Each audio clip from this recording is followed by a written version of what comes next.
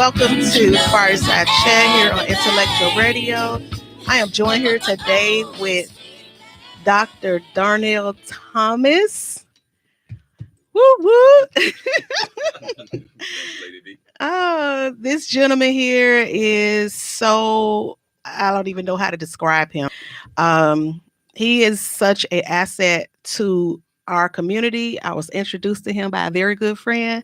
Yes. And it's been nothing but productivity conversations, counsel, strategy, and I'm just so grateful for your wisdom on today and you being willing to come out and share with us on a topic called vision. Yes.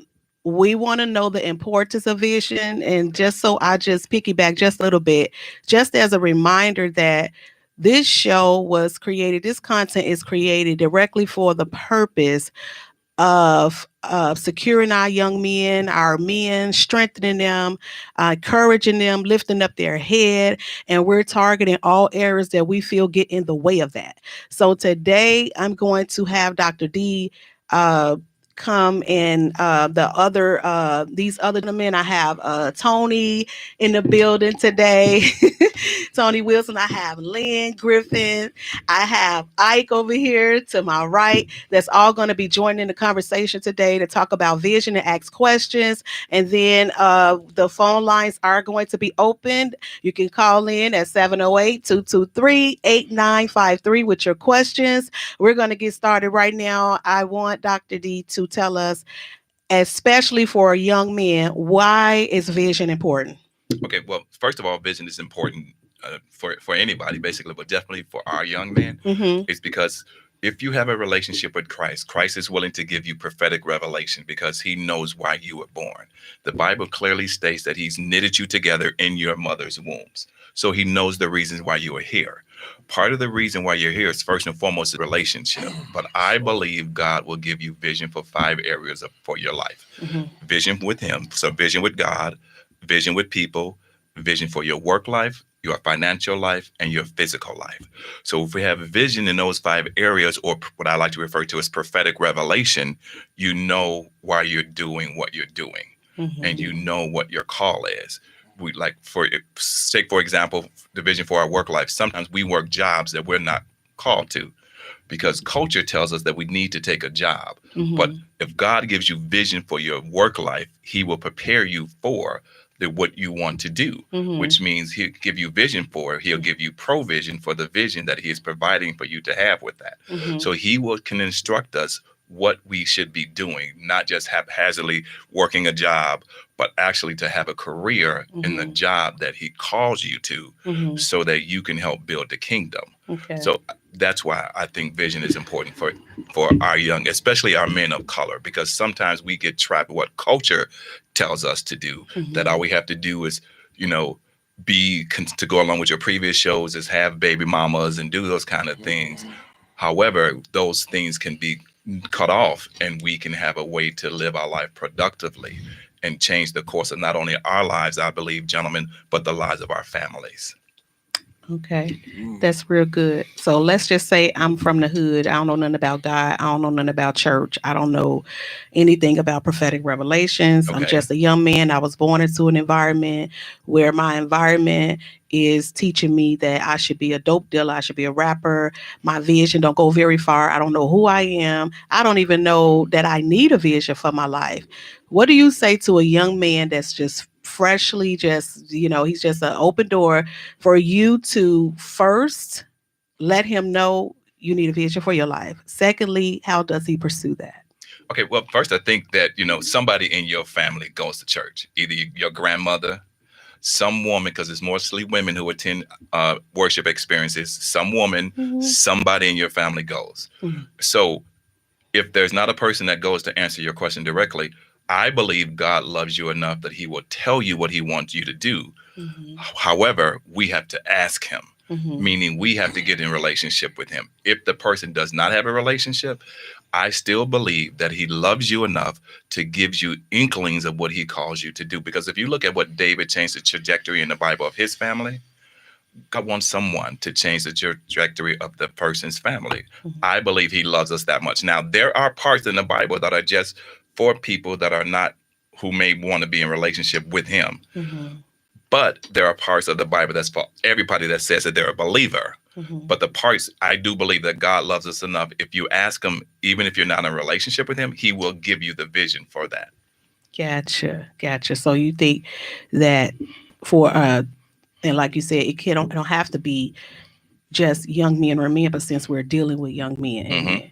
So do you think that the first step would be to ask God, what is it that I'm supposed to be doing? What difference am I supposed to make in this world? Correct. So I would say, what are your likes? Mhm. Outside of playing sports, and I'm not like dissing sports. I played small college basketball, small college baseball.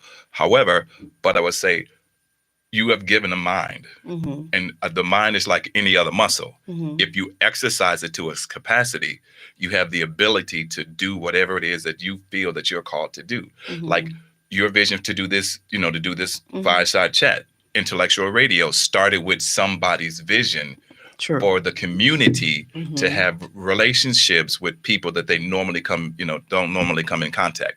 So I believe that he will tell you what you want to do. If you want to be a radio person, he'll tell you how to do that. If you Mhm. want to be, a doctor, a lawyer, or if you want to play professional sports, he will open those doors for you. I believe that can happen for you to ask a person. If you're athletically gifted, then go in that particular, vein. Mhm. I always say though, if you get hurt, Mhm. have something else that you can fall back onto, because you can still be in sports and make as much money as a professional athlete and still do that thing twice as long. Everybody likes to talk about LeBron, right? Mhm. But do you know his sports agent makes just about as much money as he does? Wow. But don't nobody know about him except for he recently married Adele. Mhm. Other than that, nobody knew, dude. About that white lady? Yes, sir. You know what? It's about the way. Damn, so. So I got a question for the young men, and Dr. D, Yes, ma'am. perhaps you can chime in if you need to. But I have a question for these young men. What is it that you guys feel stand in the way of getting a vision and executing it? Well, if you one of those people that you just like basically showed us just now, like you just asked us about, like people that's like typically from the streets and they ain't really got that religious person or that religious place to go and ask. I just say, like, look at everybody else that's in your environment. Like, you don't want to be dead or in jail. Like, just look at them, mark that decision out completely. Like, process of elimination, take that out Mhm. completely. Like, and find something else. You got to ask yourself what you want to do. Make a plan. You got to build a game plan and execute Okay. Well, what gets in the way? What do you the things guys? that you just said: the streets, the Okay. drugs, the women, Okay. The streets, the drugs, the women. Okay. things that you just got to cancel out. Well, I believe it's generational curses come into play. Where I was growing up and I was having my uncle telling me, "Go get it." You know, you ain't doing. Basically, it was like a competition, basically, where it became where my cousins or my brothers would be like, "Man, did you smash?" Or like I'm being honest. Yeah. That's culture. That's culture. And we would really link up with women just to see if we could smash. And maybe you get caught up with feelings with certain ones that you like, but the whole objective was to smash. Now, as I got older, uh, I realized that I wasn't doing nothing but destroying my inner self, where my spirit was jacked up, Mm. and I couldn't figure out why I was so emotional and I'm angry all the time, and I lost myself with trying to have fun, quote unquote, have fun. Um, so with me having a son and a daughter now, I have to make sure that they don't make the same mistakes. So of planning that negative seed that the man before me has done, uh, I'll go a different route and tell him, you ain't gotta sleep with that woman. You know what I mean? Uh, you deserve better. Mhm. The way that you view yourself matters. You know, I always say that when you look in the mirror, you should see something. You should see someone that you can be proud of. You know, because a lot of the times we beat other people up versus how we feel about ourselves. So when someone comes to me and tell me, "Oh, I hate this about you," but then I grew in the spirit to where I I can read how they try to reflect on me about how they feel about themselves. So instead of jabbing back, I just pray for them, or at least I'm saying I'm growing in this area. You know, God would tell me pray for them. Um, I still get agitated with people sometimes, where I feel like I need to say what I need to say. Well, but as I'm getting older and I'm becoming a man, as far as having my own and not depending on my mother as much as I used to, uh, and just trying to find a balance between it all. Lynn? That's the question. He said, Question was, what as a young man, what do you feel get in the way of vision, of you like receiving a vision, and what keeps you from executing the vision? I would say something that would keep me away from vision or keep someone away from vision is probably their surroundings, the people that hang around. Um, Also, as well as not just the people you hang around, but the environment that you're in. Uh, but yeah, I don't, me myself, I don't know too much about vision. I'm just now learning that. I'm here today to really kind of grab some fruits from you guys. So I don't really know how to answer the second question to that. So Okay. Basically, it's how you think about it. So first, I'm gonna give it to you spiritually. Let me give it to you naturally because I know how we do. So Jesus died on a place called Golgotha. It's called the place of the skull. He could have died on a place that looked like a foot, could have died on a place that looked like an elbow, could have died on a place that looked like a kidney. But it's how we think about the situations to help us to get past that. In our environment, I don't know the current word for this, so I'm gonna use the word that I know. When you start to make a change, hate is gonna hate. And you have to be ready to accept the hate. Don't take it personal, like my brother just said. You just pray for him, because once you get what you want to do, you start doing what you want to do to get to that place. Now, I'm gonna ask a question of the gentleman. How many got kids here? Okay, so Lynn, you're the only one that don't. no, I don't. Okay, so you want your son and daughter to be, how would you like their life to be different from yours? Just be a kid. Okay.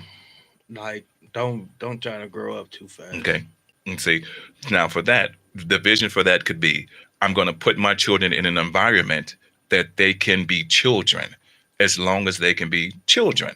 Mhm. And so, which means I'm going to, they're going to have the stuff that I'm going to provide for them, but I'm not going to put them in a situation where they have to do adult things because they're not adults. Exactly. So because of that, then the vision could be particularly for you is how, is how I'm going to place them in the environment. And the same thing could go for you, Ike. So, if you look at it naturally, which means, whatever job that you're doing right now, whatever your career choice is, you want to be the person that's telling the other people what to do, not the person who's like, you got to work this weekend, but you're the person telling the person, you got to work this weekend. Mhm. And so, but when you get the vision of leadership, but you also have to embrace the pain that comes with leadership, because leadership is painful. And people often talk about, well, I want to be the leader, I want to be the leader, I want to be the leader, but they don't talk about the pain that's associated with it. So when you lead a family, it's going to be painful.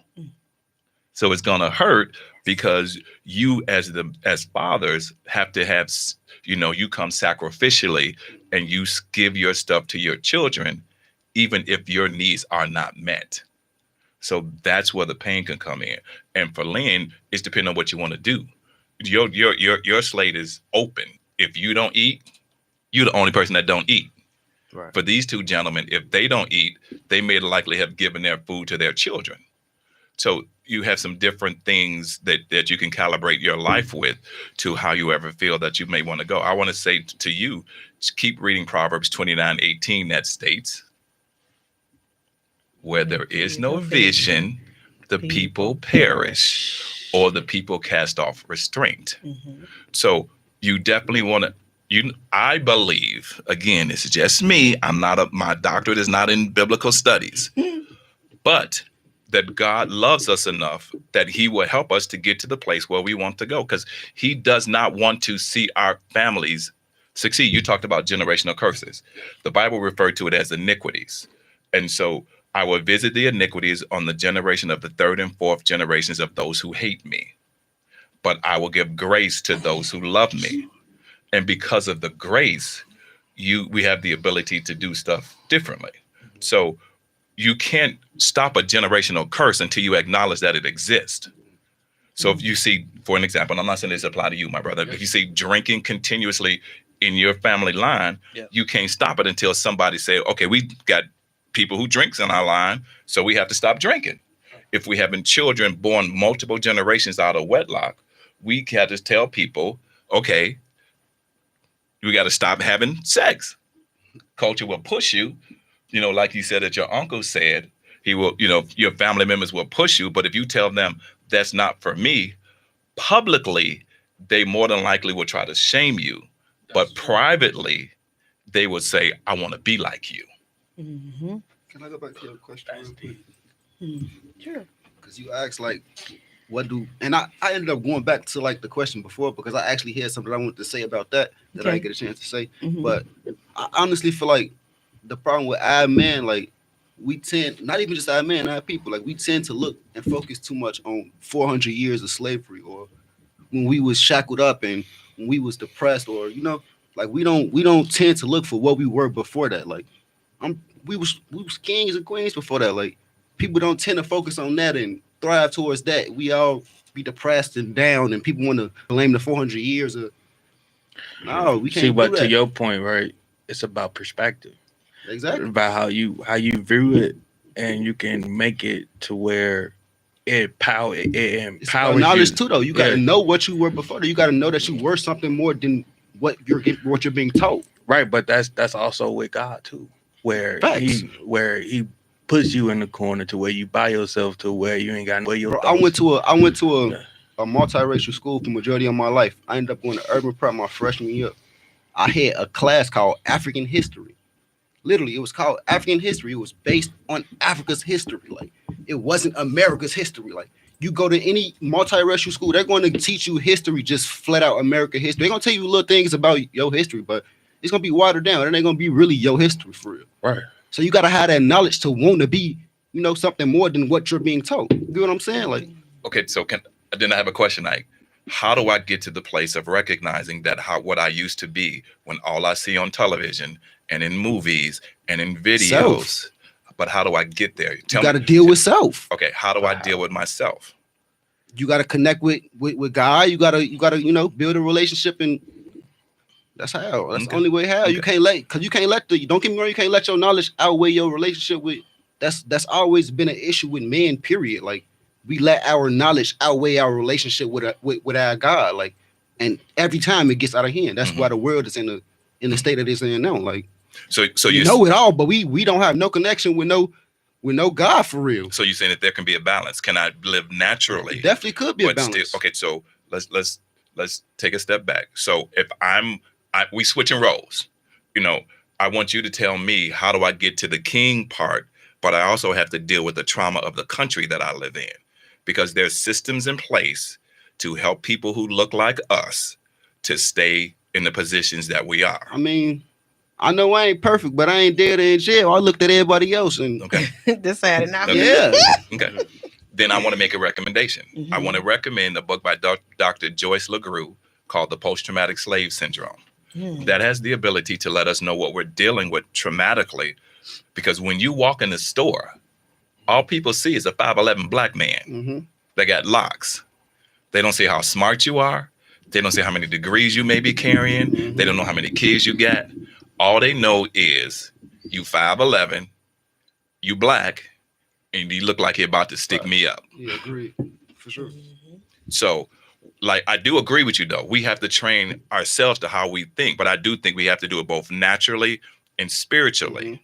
And so if we had an opportunity to do that, I do agree with you. Sometimes as older men, we should be helping younger men to see life differently. Mm. Like, okay, you got some kids. I was talking to somebody on the way here today, and they told me that their partner has 7 kids. So you want to deal with somebody that has 7 children. He taking care of the kids. He taking care of the kids. The mom had checked out. He taking care of his kids. But I'm like, that puts you in a situation where you become instant stepmother. Now, are you ready to handle that? Now, that's just reversing the roles of what we've been talking about the last few weeks about being somebody's baby mama. That's a whole role reversal. So how do we deal with that when you the person taking care of the kids and you trying to date somebody? The focus got to be the kids, to me. And so you raise your kids up. You ask God for a vision for each of those children. Lord, is this one supposed to be a doctor? Is this one supposed to be a lawyer? Is this one supposed to be an epidemiologist? Is this one supposed to be a medical school? Whatever the career choices God will tell you for your kids, he can provide the resources for it. Because if you get your vision from him, he's obligated to give you the resources for it. Mm-hmm. That's good. I like that. So where do you think, was you just said that older seasoned men should pretty much be grabbing a hold to these young men saying, hey, you need to go this way. I think it's a little bit of the resistance is in this generation. You got the pride, like, I'm grown. You don't tell me what to do. I got this. But for those young men that are hungry, saying, if I just had somebody that can lead the way, do y'all young men, I want y'all to take notes to what I'm saying, especially when the fatherlessness the way it is, and even fathers that they're not gone, but they're not present. Is there a void for leadership from an older male? Can you explain that further? What do you mean by that? Yeah. So, like, do you find yourself come to a point in your life you'd be like, if I have went as far as I can go on my own, okay? If dad ain't present or we don't have a relationship or whatever the case may be, or he just don't have what I need. Is there a longing, like, I need somebody who is mature and seasoned to kind of be that guy for me that I can go to and say, hey, this is what I want to do. This is where I'm at. But how do I get to the next level? Is that ever a spot in a young man's life, or Dr. D, have you been there where you got so far and you felt like, I need something more? I know that I'm doing everything I know how to do, but if I had the extra push from somebody to hold me accountable to say, hey, this is what you need to stay on your, like that account. Is it missing? Is it something that you feel will change the trajectory of your life? Absolutely. I would think so. Definitely.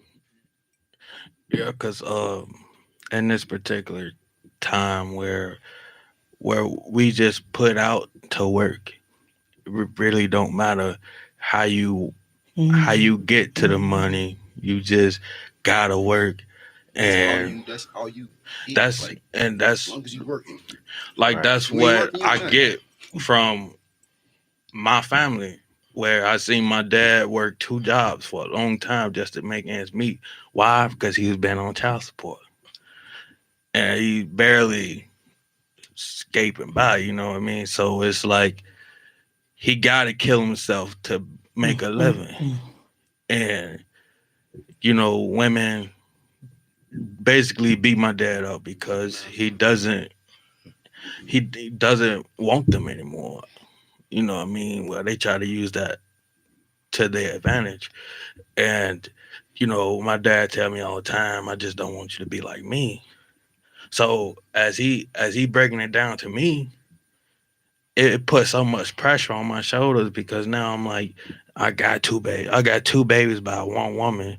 She got a lot of power.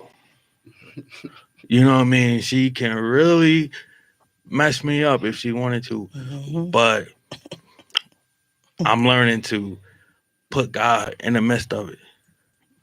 Because when you put God in the midst of your problems and you don't know the outcome of it, I realize that God make things work in your favor, no matter where you are in life.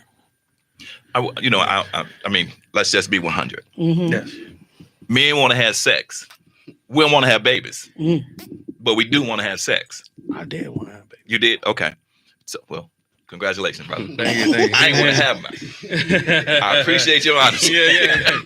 I'm like, Well, nope, me. but I do want to smash. I love transparency I'm wins. just being honest. It wins. So I was like your dad. I was pretty much on the child support side of things. Yes, sir. And so what I decided, when I'm like, okay, Father, I'm jacked up. I see this is, like you said, it's a generational curse or it's an iniquity that's traveling. How do I stop this?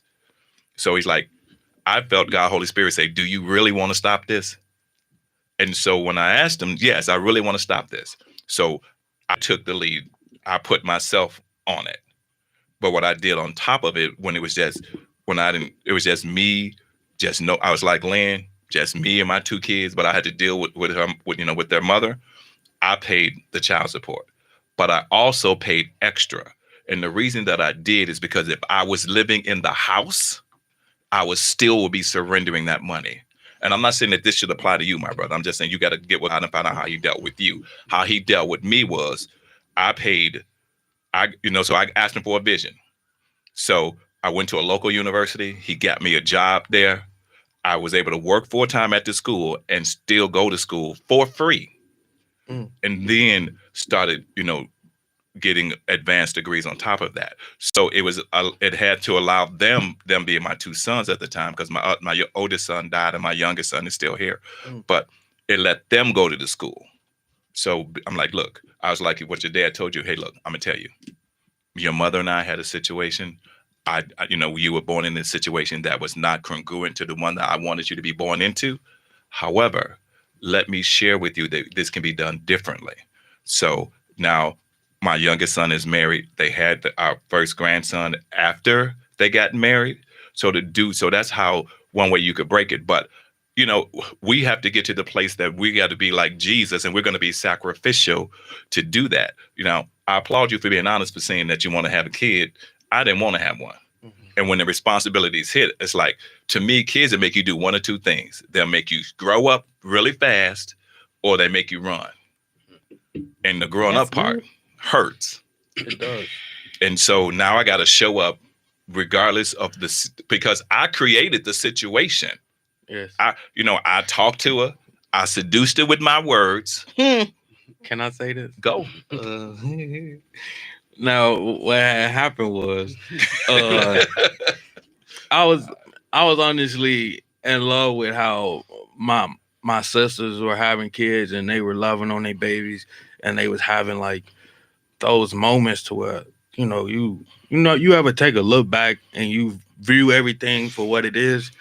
That's the kind of moment I had when I was sitting in the room with my sister, and she had her little baby running around the room, and I was like, man, I want that. And maybe I was going about it the wrong way, but I was literally meeting up with women that meets my eye, you know what I mean? And unprotected sex, right off the bat. Thankfully, I didn't get no diseases. Thank you, Lord. Amen. But I just met up with this woman because I was a bouncer, right? And You meet women every day, ain't you, bro? Yeah, I used to be a bouncer, right? So where I would be working the door, and her friends and sisters were coming in. She looked me dead in my eyes, and she was like, "You so handsome." I was like, "Thank you." and you're very beautiful. Thank you. And then, you know, the whole night we just eyeing each other, right? And I finally worked up the courage to try to talk to her. I couldn't pronounce her name, right? Um, so we end up not exchanging numbers because I couldn't pronounce her name. Now, this is destiny, right? Destiny, where I met her. I saw her on social media, Facebook, right? Mhm. And I inboxed her, and we was having like intellectual conversations. So you seduced her with your words.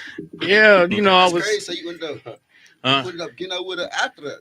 Yeah, Like you, like bro, like going down your Facebook, people you may like know. people she's you right may know, there. she's right there. That's crazy. Like I said, destiny, right? So I feel like my kids is supposed to be here That's crazy. because of my weakness. Are you with the mother now? Are No. y'all together? No, Okay. Are you treating the mother? Are you with somebody else? Are you dating somebody else now? I was. I wouldn't say that. No, Okay.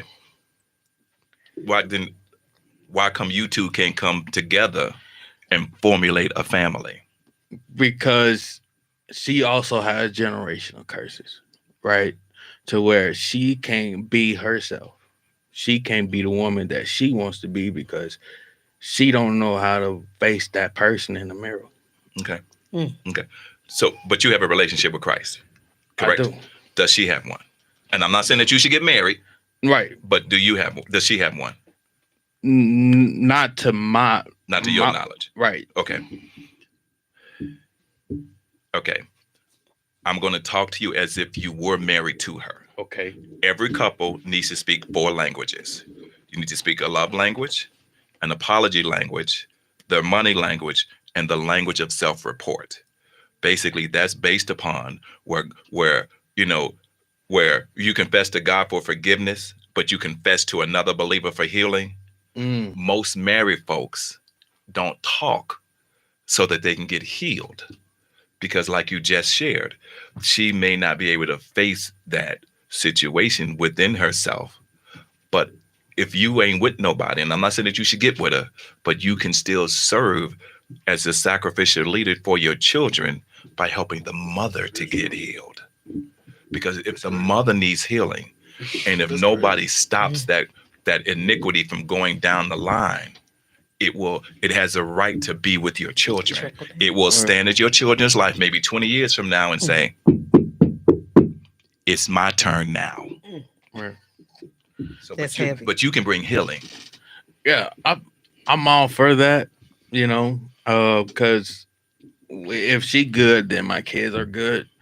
But you know, we both been through a lot with each other, to where she's not in talking terms with me. Okay. I've been there. So you know, I've been there. I can't do nothing but pray about the situation.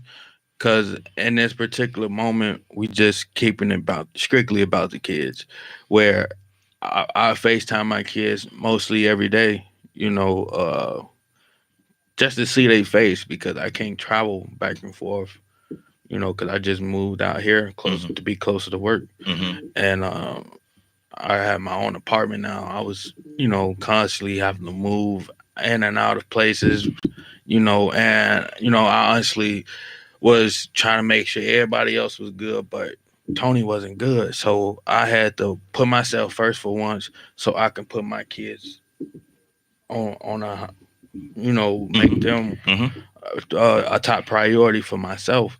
So if I can get a reliable car, if I can have a place where my kids can sleep where I'm at, Correct.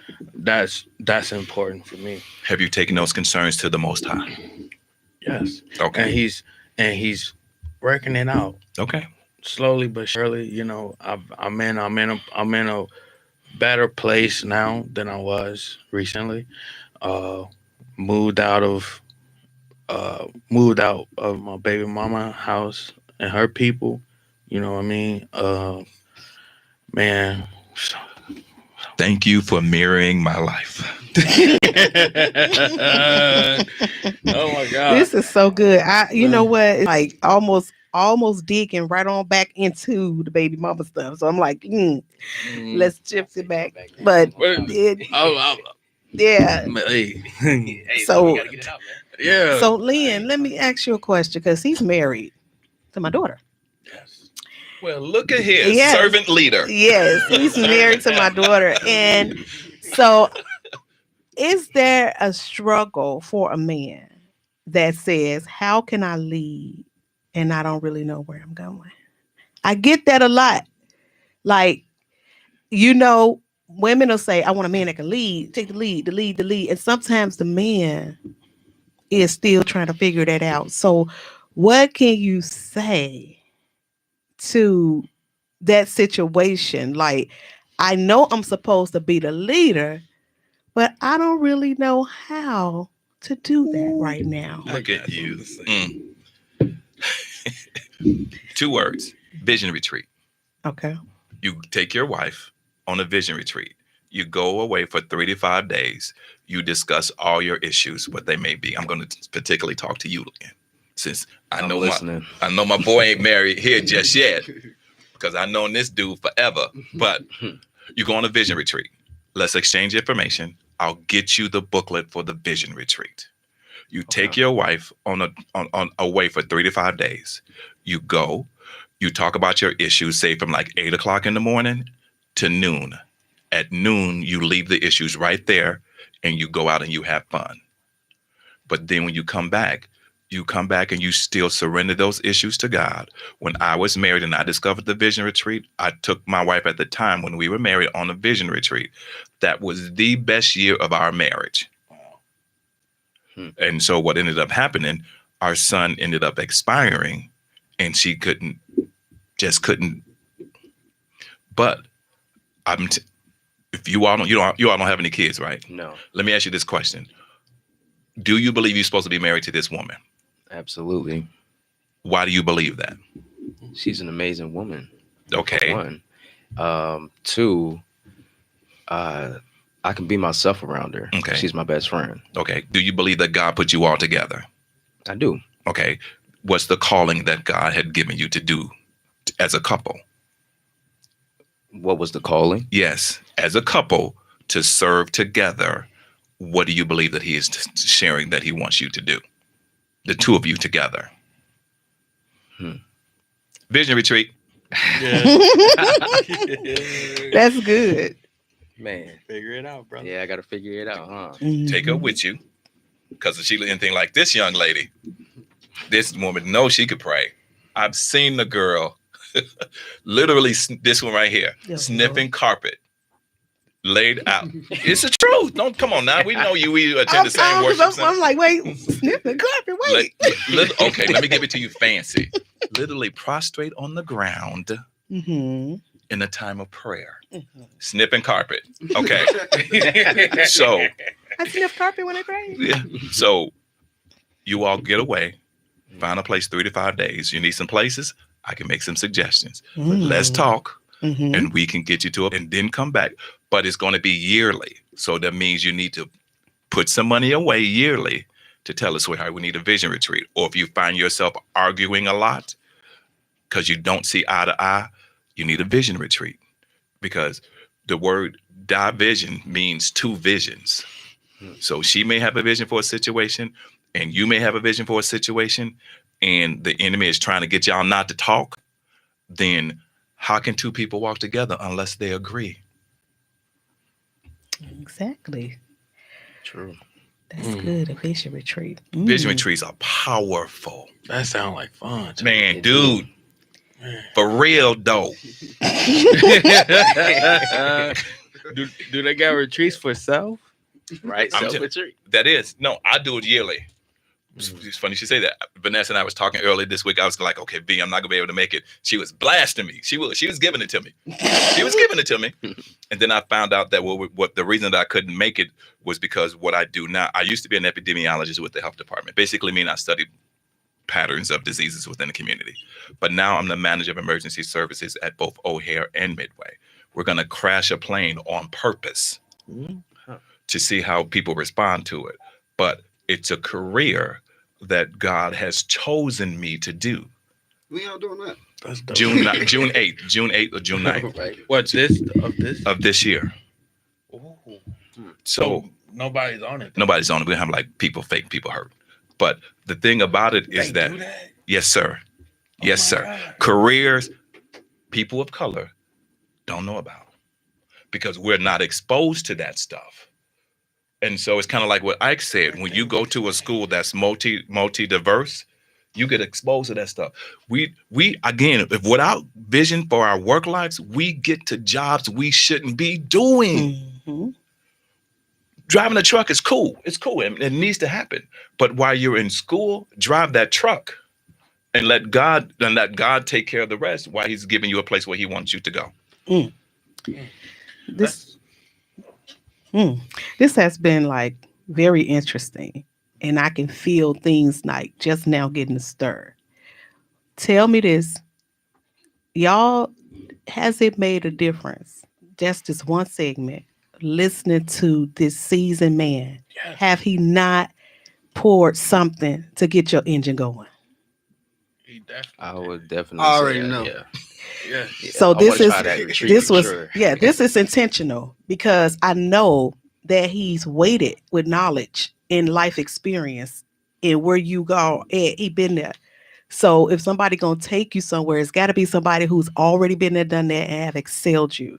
So it's just been a great moment, and unfortunately, due to different circumstances, the show was cut short today or whatever. But you know what? It ain't over because we will be back. Because we just now tapping into some stuff. I could tell how y'all get like, yeah, that's what I'm talking about right there. If that's happening to you guys, it will happen to the rest of the youth.